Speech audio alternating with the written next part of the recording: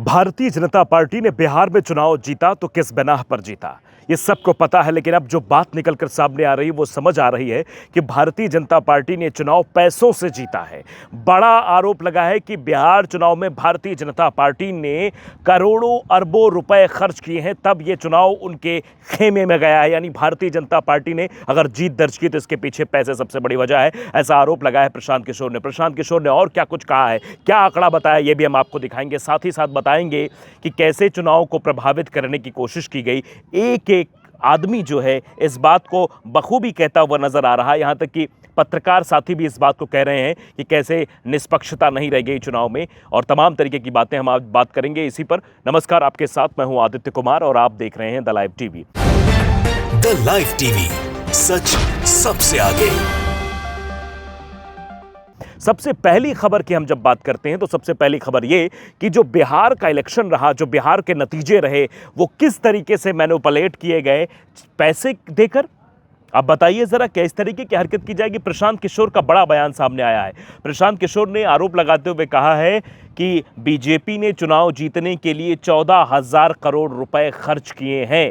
ये प्रशांत किशोर की तरफ से कहा गया है। प्रशांत किशोर एक ऐसे व्यक्ति हैं जिन्होंने कई राजनीतिक पार्टियों को चुनाव करवाया। इनफैक्ट भारतीय जनता पार्टी का कामकाज भी इन्होंने देखा था 2014 के इलेक्शन में, तो इन्हें पता है कि भारतीय जनता पार्टी किस तरीके से चुनाव जीतने की कोशिश कर सकती जब उसके खेमे में चुनाव ना जा रहा हो। शायद यही सब बिहार में करने की कोशिश की गई है, क्योंकि अंदर का आदमी तो ये बखूबी अच्छे तरीके से बता पाएगा कि अंदर खाने होता क्या है। तो प्रशांत किशोर के दावे पर लोग इसलिए भी विश्वास कर रहे हैं कि प्रशांत किशोर ने जो कहा है वो अपने आप में बड़ी बात है।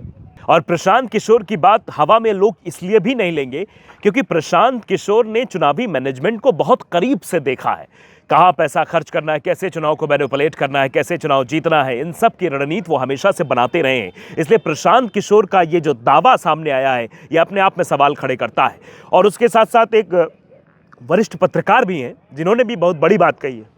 तो चुनाव आयोग की भूमिका पर सवाल खड़े हो रहे हैं। वरिष्ठ पत्रकार ने जो आरोप लगाए हैं वो काफ़ी गंभीर है। मैं उनका वीडियो का कुछ अंश सुनाना चाहता हूं आपको, जिससे शायद आप ये समझेंगे कि कैसे बिहार का चुनाव मैनिपुलेट किया गया और चुनाव आयोग की भूमिका कितनी संदिग्ध रही, कितनी घेरे में रही। सुनिए। चुनाव आयोग की निष्पक्षता के बारे में अब कुछ भी कहना बेकार है। दंतहीन है, तर्कहीन है, किसी कोई शक्ति नहीं है, वो कहीं दिखता नहीं है।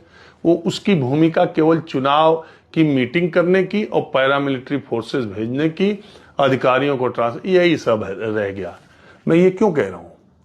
देखिए, आम इंसान तो जो बात कर रहा है, लेकिन पत्रकार कह रहे हैं और चुनावी मैनेजमेंट को देखने वाले लोग ये बात बता रहे हैं कि भारतीय जनता पार्टी ने चुनाव को अपने खेमे में करने के लिए पैसे खर्च किए, मतलब पानी की तरह पैसे बहाए गए, अरबों करोड़ों रुपए खर्च किए गए, उसके बाद चुनाव जीता गया। और वरिष्ठ पत्रकार चुनाव आयोग की निष्पक्षता पर सवाल उठा रहे हैं। दंतहीन, आप किन किन शब्दों का इस्तेमाल अभी वरिष्ठ पत्रकार हैं जो जाते हैं, माहौल पब्लिक का लेते हैं, इनका कार्यक्रम का नाम ही माहौल क्या है, राजीव रंजन जी हैं जो बखूबी चीज़ों को समझते हैं। इस पर लोगों लिखना भी शुरू कर दिया है। अब देखिए, संदीप खासा ने लिखा है कि जर्नलिस्ट राजीव रंजन ने बिहार में खुलेआम हो रही वोट चोरी पर चुनाव आयोग को जमकर घेरा है। आखिरकार कुछ मीडिया ने हिम्मत दिखाई और ज्ञानेश गैंग को बेनकाब किया। आप समझ रहे हैं ज्ञानेश गैंग क्यों इस्तेमाल किया जा रहा है। चुनाव आयोग पर यह सवाल है, चुनाव आयोग पर बड़े सवाल खड़े हो रहे हैं। यहाँ तक कि आपको हमने दिखाया था इसके पहले भी किस तरीके से संजय कुमार जो आम आदमी पार्टी के सांसद हैं, राज्यसभा सांसद, उन्होंने भी बड़ा आरोप लगाया कि देखिए कैसे, उन्होंने तो पहले ही कह दिया था, पॉडकास्ट में ही कह दिया था कि चुनाव के नतीजे कैसे पलटे जाएंगे, चुनाव अपने खेमे में करने की कैसी कोशिश की जाएगी। ये तमाम तरीके की बातें वो पहले ही कह चुके थे। तो ये सवाल खड़ा होता है कि आखिरकार इस तरीके से चुनाव को अपने खेमे में करके आखिरकार भारतीय जनता पार्टी क्या करना चाहती है। देखिए एक खबर और देखिए, हिंदुस्तान की खबर है, चुनाव आयोग और कांग्रेस को लेकर भी आपसी टकराव देखने को मिल रहा। देखिए, Congress EC clash over 3 lakh extra voters after Bihar rout. Bihar में हार के बाद 3 लाख अतिरिक्त मतदाताओं को लेकर कांग्रेस और चुनाव आयोग के बीच भी अब तनातनी देखने को मिल रही है। सवाल ये पूछे जा रहे हैं कि आखिरकार इस तरीके से चुनाव को प्रभावित करने की कोशिश क्यों। तमाम तरीके के सवाल भी खड़े हो रहे हैं, तमाम तरीके की बातें होती हुई नजर आ रही हैं। चुनाव आयोग अब सवालों के घेरे में है। देखिए, एक और मैं वीडियो आपको दिखाना चाहता हूँ। कांग्रेस के 4 मिनिस्टर को कैसे चार्जशीट किया गया। आज चपरासी पर भी एक्शन लेकर दिखा दें। क्या चुनाव आयोग हलफनामा देगा, किसको डिलीट किया, क्यों डिलीट किया, ये देखिए बातें आ रही हैं, सुनिए। पीपल आर नॉट फूल्स। क्या इलेक्शन कमीशन एफिडेविट देगा? बताएंगे नहीं किसको डिलीट किया, क्यों किया। It's absolute rubbish. ब्यूरोक्रेसी की नालायकी, करप्शन। हाउस नंबर 0 की बात करते हैं। Where is house number 000? Will the election commission take you and take me there? जिबरिश नाम थे कि JW नाम है, सस्ती सस्ती सस्ती। किसको उल्लू बना रहा है, किसको बेवकूफ बना रहा है? तो आप समझ रहे हैं, पूर्व चुनाव आयुक्त ने जिस तरीके के सवाल खड़े किए हैं, क्या चुनाव आयोग हलफनामा देगा कि किसको डिलीट किया, क्यों डिलीट किया? क्या यह बताया जाएगा कि SIR के माध्यम से क्यों लोगों के नाम हटाए गए, क्यों तमाम लोग अपनी पर्चियां, अपने वोटर ID कार्ड लेकर अपनी पर्चियां ढूंढते हुए मिले? हमने भी जब रिपोर्टिंग की तो रिपोर्टिंग के दरमियान हमको भी कई ऐसी तस्वीरें दिखाई दी। तो ये एक के बाद एक बिहार चुनाव पर जो संशय हो रहे हैं, जो पूर्व चुनाव आयुक्त सवाल खड़े कर रहे हैं, ये अपने आप में बड़ी बात है कि चुनाव कैसे जीतने की कोशिश की जा रही है।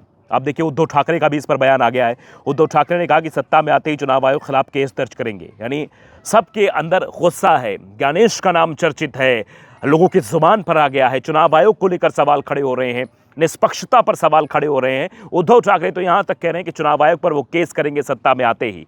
यानी आप समझिए कि ये लोगों के अंदर, ये राजनीतिक पार्टियों के अंदर और तमाम ऐसे लोग जो समझदार लोग, उनके अंदर गुस्सा चुनाव आयोग को लेकर क्यों है?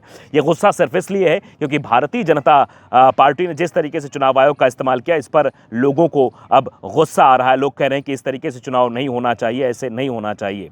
तो देख ही रहे हैं आप, वरिष्ठ पत्रकार कह रहे हैं और जो मुख्य पूर्व चुनाव आयुक्त हैं वो ये बात कह रहे हैं, और साथ ही साथ आप देख रहे हैं कि स्थितियां क्या बनी। प्रशांत किशोर जो मैनेजमेंट के खिलाड़ी हैं वो ये बात कर रहे हैं कि चुनाव को प्रभावित किया गया है। दबाव में सत्ता का दबाव, पैसे का दबाव, तमाम तरीके की चीज़ें बिहार के चुनाव में काम की हैं, तभी ऐसे नतीजे शायद आपके सामने आए। मैं नहीं बल्कि तमाम लोग जो है वो ये कहते हुए नज़र आ रहे हैं। देखिए, इसी में रवि किशन देखिए क्या कह रहे थे, ऐसी ऐसी सीटों पर जीत होने जा रही है जिस पर किसी को विश्वास भी नहीं होगा। ये बहुत पहले ही बीजेपी सांसद के द्वारा कह दिया गया था। इस पे लोग लिख रहे हैं, निधि अम्बेडकर ने लिखा है कि सब पहले से ही फिक्स था, तभी इतना कॉन्फिडेंस में बोला था रवि किशन ने। रवि किशन से ज़्यादा कॉन्फिडेंट तो आप देखा होगा उनका बयान, गृह मंत्री साहब का बयान सामने आया था, इसमें कह रहा था कि इस तारीख को ये होगा, ऐसे ये होगा, हम इतनी जीत करेंगे, ये करेंगे, वो करेंगे। यानी ऐसा लग रहा था कि वो टाइमिंग बता रहे थे कि 12 बजे के बाद क्या होगा, 1 बजे के बाद क्या होगा, 2 बजे के बाद क्या होगा, जैसे सब कुछ पहले से ही पता हो, सब कुछ पहले से ही बिल्कुल क्लियर हो, साफ हो। इसीलिए तो शायद रवि किशन भी ये बात बोल रहे थे कि ऐसी सीटों पर जीत होने जा रही है जिस पर कोई विश्वास नहीं करेगा।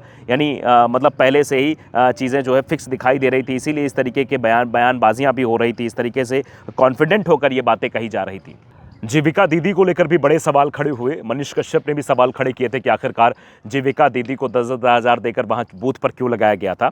देखिए, रितु चौधरी ने एक एक्स पर पोस्ट किया, एक वीडियो ABP न्यूज़ का पोस्ट करते हुए, वो वीडियो मैं दिखाऊंगा, लेकिन उससे पहले उन्होंने एक्स पर लिखा क्या है ये बताना ज़रूरी है। भाजपा और JDU के साथ मिलकर चुनाव आयोग का एक और वोट चोरी करने का तरीका, पहले जीविका दीदियों के खाते में 10,000 डाले और फिर उनको चुनावी ड्यूटी पर लगा दिया। अब 10,000 प्राप्त जीविका दीदी भाजपा और JDU को वोट ही देने को समझाएंगी, ना कि महागठबंधन को। तो ये साफ तौर पर देखिए, इस डिबेट में भी इस बात की चर्चा हो रही। सुनिए जरा।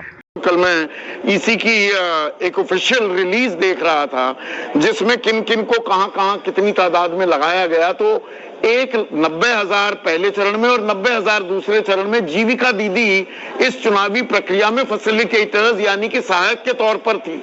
इन्हीं जीविका दीदी के खाते में खटाखट 10,000 रुपए भी आए। सुन रहे हैं आप, संदीप चौधरी भी वरिष्ठ पत्रकार, उन्होंने भी ये बात कही किस तरीके से इस पूरे चुनाव को फिक्स करने के लिए, अपने खेमे में लाने के लिए चीज़ें की गई। चलिए तमाम और भी खबरें उन पर भी बातचीत कर लेते हैं। देखिए, एक वीडियो वायरल हो रहा है, वर्दी में रील बनाने वालों को इनको क्या सस्पेंड किया जाएगा। देखिए, चौधरी साहब इसमें भी दिखाई दे रहे हैं, वीडियो देखिए ज़रा।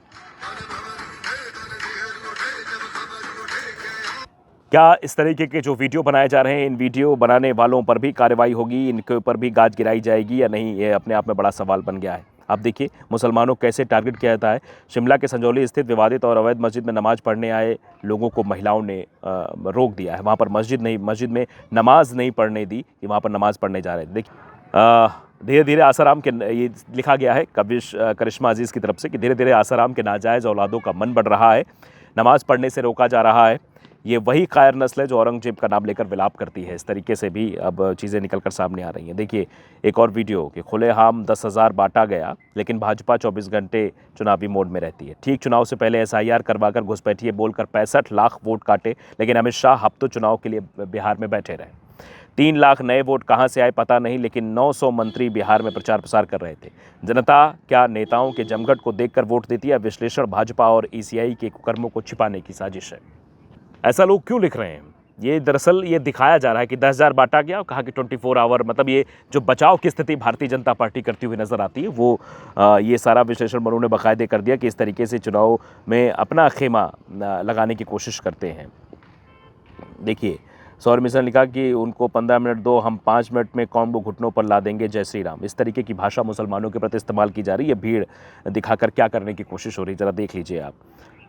देवेंद्र पाल सिंह ने इस पे लिखा है कि तुम लोगों को इतनी बड़ी तादाद थी तब भी कई सौ सालों तक मुगलों के दरबार में मुजरा क्यों करते रहे बेटा? क्यों देश में हिंदू मुस्लिम सिख ईसाई के भाईचारे को बिगाड़ने में लगे हो? जितनी औकात हो उतने में रहो, जाकर 5 किलो राशन लेने की लाइन में लग जा। ये बात अब कही जा रही लोगों के द्वारा जो ऐसे नफरत फैलाने का काम कर रहे हैं, उनको भी जवाब दिया जा रहा है, जो ये कह रहे हैं कि हम 5 मिनट दे दो, ये कर देंगे, वो कर देंगे। ऐसे लोगों पर भी आपकी क्या राय है, हमें ज़रूर बताइएगा। नमस्कार।